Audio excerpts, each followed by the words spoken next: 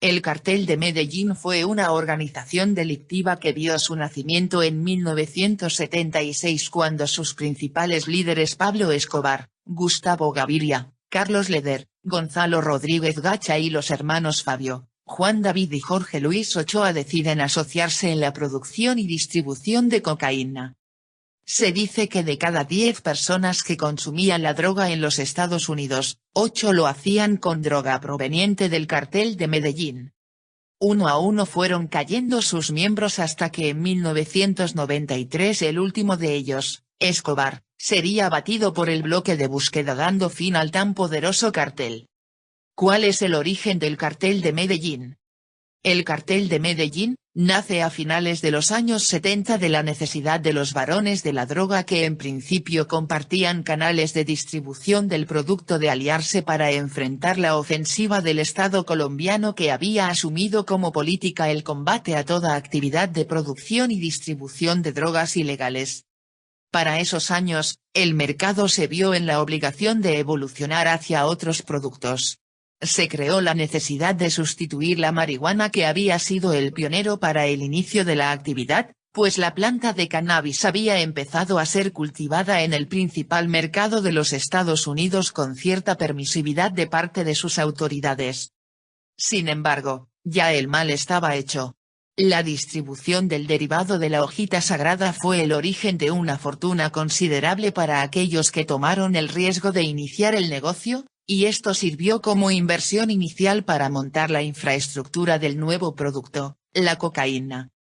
El músculo financiero ya aludido, en combinación con una red de distribución ya creada, significaron la combinación perfecta para la puesta en marcha de una actividad que cumplía con las condiciones esenciales para ser rentable, como ser un mercado de demanda creciente y consumidores de elevado poder adquisitivo.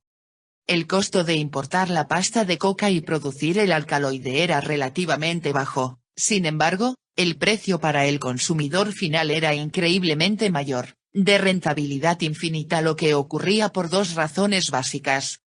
Los montos que debía cancelar el cartel a las autoridades civiles y militares en puertos, aeropuertos para colocarlo al alcance de los consumidores.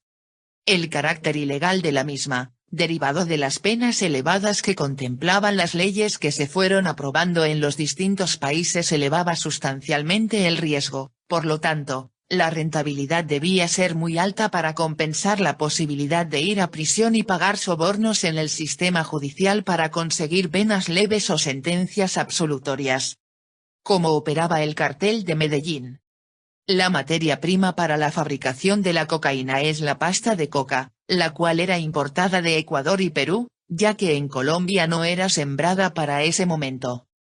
Luego se llevaba a laboratorios clandestinos en las selvas de los departamentos del Caquetá y Meta, donde eran convertidas en el polvo blanco, para luego ser trasladada por múltiples vías, tanto por rutas comerciales que formaban parte del itinerario de líneas aéreas y marítimas tanto de carga como de pasajeros hasta su destino final, así como vuelos en aviones propiedad del cartel hasta cayos en aguas de islas del Caribe, concretamente en las Islas Bahamas, donde hacían escala previa para su entrada al mercado de Estados Unidos. La captura de Cayo Norman significó un duro golpe para el Cartel de Medellín, pues era un sitio estratégico para su posterior entrada a territorio de los Estados Unidos. La idea de los distribuidores era tener tal cantidad de cargamentos vía a los principales mercados de consumo en Estados Unidos y Europa que fuese imposible para las autoridades rastrearlos y decomisar la mayoría de ellos. ¿Por qué el Cartel de Medellín crea el grupo Muerte a Secuestradores, más? Viendo tal fortuna que acumulaban los narcos, la guerrilla los empieza a ver como blancos para su financiación. Es así como el 12 de noviembre de 1981, un grupo guerrillero perteneciente al M-19 secuestra a Marta Ochoa, hermana de los hermanos Ochoa, y piden por su rescate la suma de $12 millones. Esto puso nervioso a los capos, ya que cualquier miembro de su familia podría correr con la misma suerte. Por eso algunas semanas después del rapto los hermanos Ochoa convocan a una reunión donde asisten más de 200 miembros de carteles, incluyendo los de Medellín. Allí llegan a un acuerdo para crear un grupo que se encargaría de brindarle seguridad a los jefes de la mafia en contra de la guerrilla. Cada uno aporta 2 millones de pesos a la causa, así como 10 de sus mejores soldados. De esta forma surgió el famoso grupo paramilitar Muerte a Secuestradores, más, contando en su haber con más de 2.000 hombres y más de 400 millones de pesos para su subsistir. Su primera misión fue la liberación de la joven de 26 años y para ello secuestraron y asesinaron gente cercana al grupo guerrillero.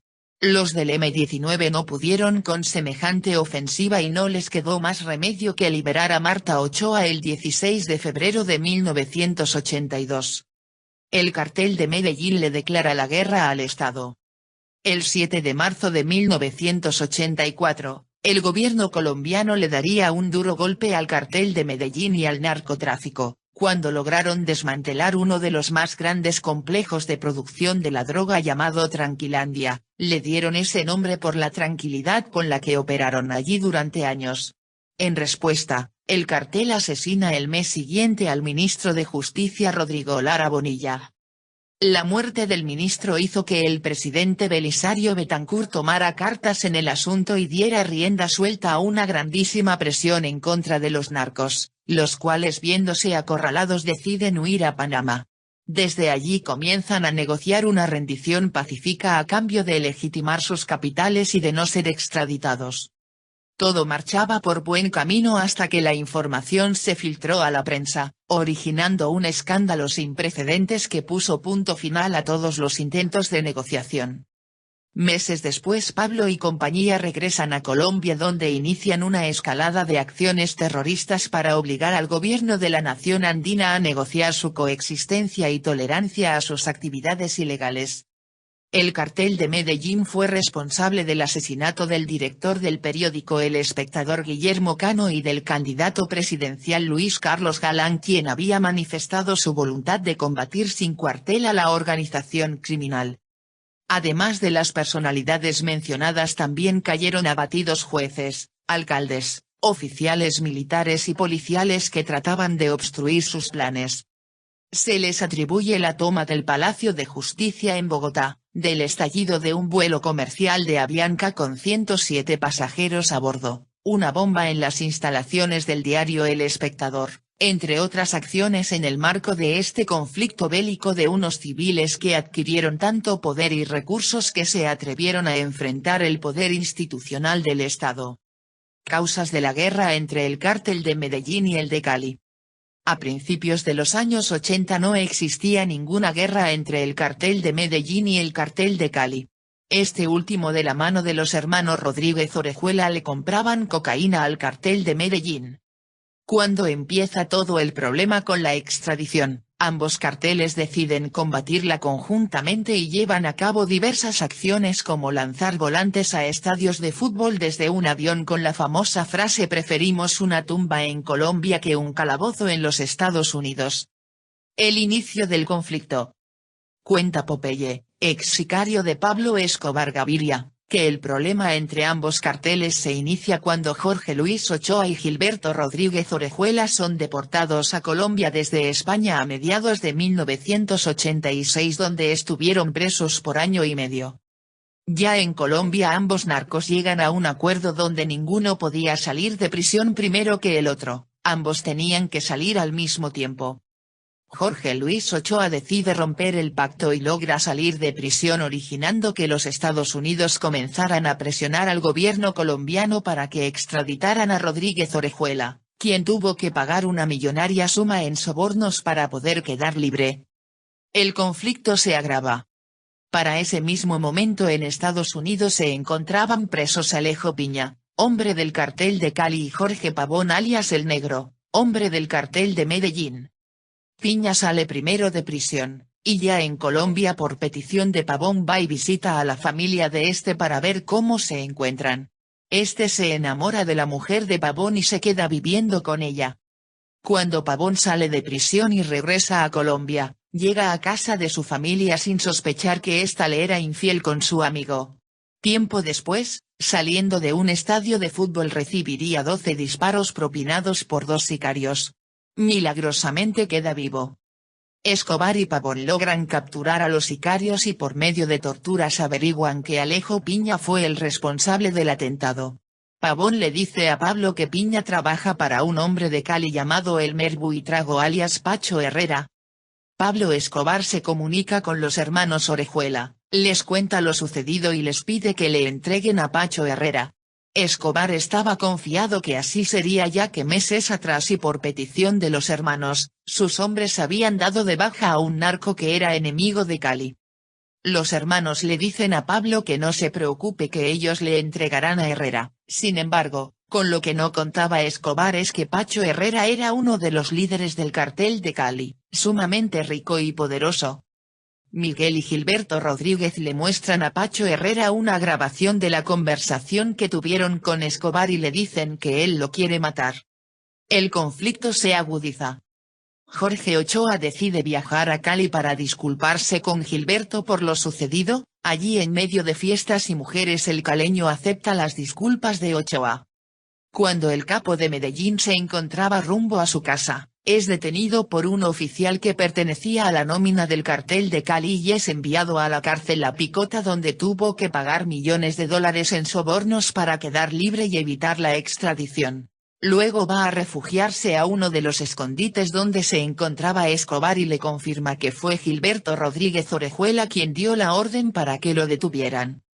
Todo esto, además de la negativa del cartel de Cali de colaborar con el cartel de Medellín en la guerra contra la extradición, dio pie para que a partir de 1988 comenzara una guerra total entre ambos.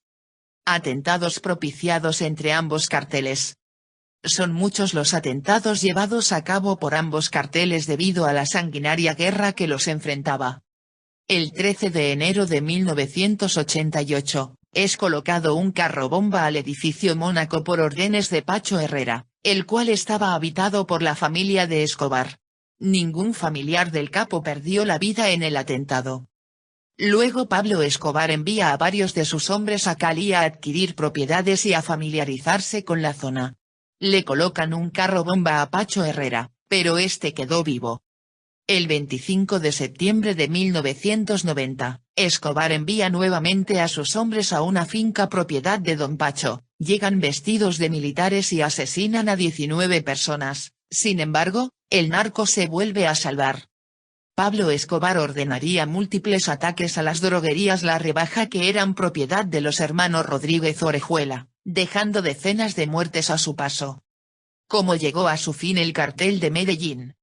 El fin del tristemente célebre cartel se fue dando poco a poco, primero la declaración de guerra que el Estado colombiano le hizo, reforzada con la participación directa del gobierno de los Estados Unidos que le puso precio a la cabeza de sus principales dirigentes y solicitó la extradición de los mismos para ser juzgados en su territorio. Segundo, el cartel operaba libremente valiéndose de una combinación de sobornos, amenazas a funcionarios del Estado y generosos donativos a comunidades vecinas.